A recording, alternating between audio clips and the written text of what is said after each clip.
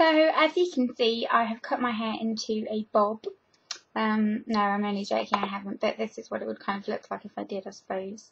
I've just been doing some housework, so I kind of had to clip my hair out of the way because it was really starting to get on my nerves, which it is still kind of doing, so I'm going to just clip this bit in out of the way. So yeah, this video is going to be about the best straighteners for curly, thick, coarse hair. I'm going to just introduce them first, and then I'm going to kind of talk you through the background and everything. But basically, these are the thicker GHDs. Now when I bought these, it was over a year ago, and when I bought them, they were called the IV stylers. I think, I haven't got the box in all, but I'm pretty sure that's what they were called, the GHD IV stylers. And now they are, now when I've looked on the GHD website, they've got a slightly different name. They still do IV stylers, but not this thick. They do the regular one and the mini one, which obviously isn't what this is. So all I can kind of see on the GHD website is these are the GHD Gold Max Styler, which are £119, which is similar to what I paid for these, I believe. So I think these are the GHD Gold Max Styler, but they are the best straighteners for curly hair, and I'm going to explain to you why as well. When you've got curly hair, your hair is obviously a lot coarser because of the pattern of the curl, and it's obviously a lot thicker as well than most people with straight hair.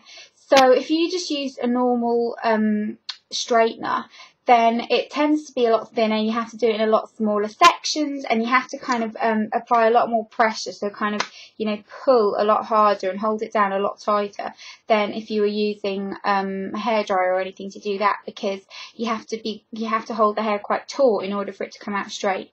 And I'd used a couple of different ones. I'd had a Babyliss one, a Vizel Sassoon one, and I think it might have been a Tresemme one.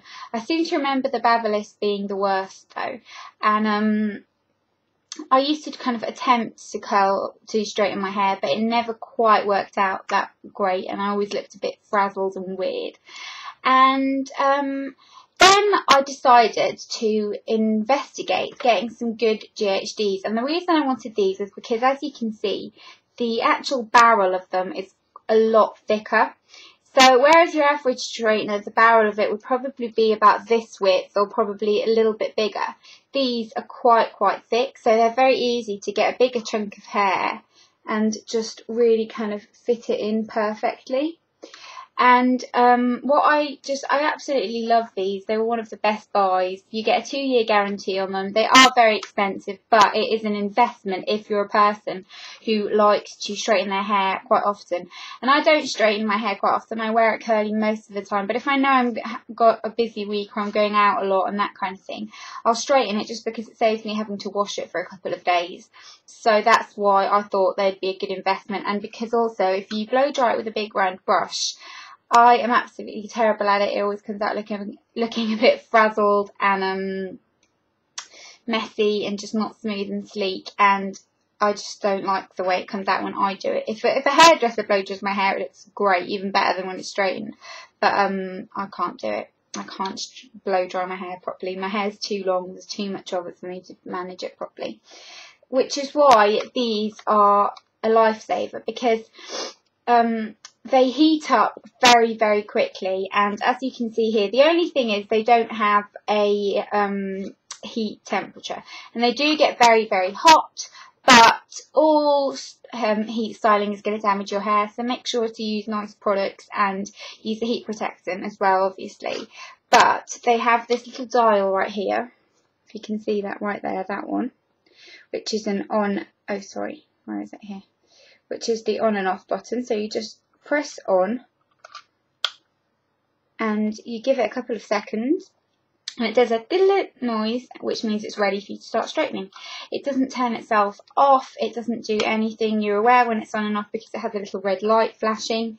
It plugs in with just a normal plug, not a sort of fancy one. It's got a very long cable, which is great if you're kind of doing it somewhere else. You can see the cable's actually really long. this is like the kind of whole cable. So the cable's really long, which is really good. It kind of allows you to move around with it if you want to. But basically the results of it are just the most amazing thing ever, because you end up with really, really lovely straightened hair. And obviously, you know, it does damage your hair, but everyone knows that straightening your hair is going to damage your hair anyway. There's not really that much you can do about that. But it's great for curling as well. If you just kind of grab it and kind of spin it around like that, it creates a lovely curl. It's obviously not doing it because it's not on, but it creates a lovely curl. And obviously, you know, don't take a massive chunk of hair and think because it's thick it's just going to whiz through it, because it isn't. But it really, really works amazingly. But my top tip with using straighteners, whether you're going to buy these or any other type of straighteners, is if you have got curly hair, don't do your normal curly hair routine and then try and straighten it, because it is just not going to work out. If I went into the shower, washed my hair, scrunched it up, let it dry curly, and then attempted to straighten it and brush it, it would not turn out. No way would it look nice. I would just look like a crazy person. So what I do is I'll use a nourishing mask, make sure your hair's in quite nice condition, and then do something like maybe plait it or something when you go to sleep, or don't scrunch it up, just kind of brush it and let it dry naturally. Even if it looks revolting, just let it dry naturally without scrunching it up or putting any product in it apart from heat protector, maybe a bit of frizz serum. And then brush it and try and straighten it. And if you're the kind of person who has problems, and this is a common problem, where you've like straightened a bit of hair and you want to go over it but the hair's really hot, then I like to straighten with a big bronze brush. And what I do is I'll get the piece of hair on the brush like this, for example, and I'll just straighten it like that, and then like that. That way I don't ever touch it, and I just straighten it like that. Might be a bit of a weird way of doing it, but that's just how I find it's quite easy to do. So yeah, this is my absolute lifesaver. If you're the kind of person who wants to straighten curly hair, definitely pick yourself up one of these. They're a great investment. I know it's a lot of money when you first get them, but you will not regret it, I promise you. I've had mine for about a year and it's still in great condition, really lovely. I'm not the most careful with it. I probably should be a bit more careful with it, but it's just in such great nick, and it is an absolutely amazing straightener, and I couldn't recommend it enough. So yeah, let me know if you've got any questions about this or any other kind of things. I'm going to stop waving them about like they're barbecue tongs now. And I hope you all have a great day, and let me know if you've got any questions about it. Bye guys.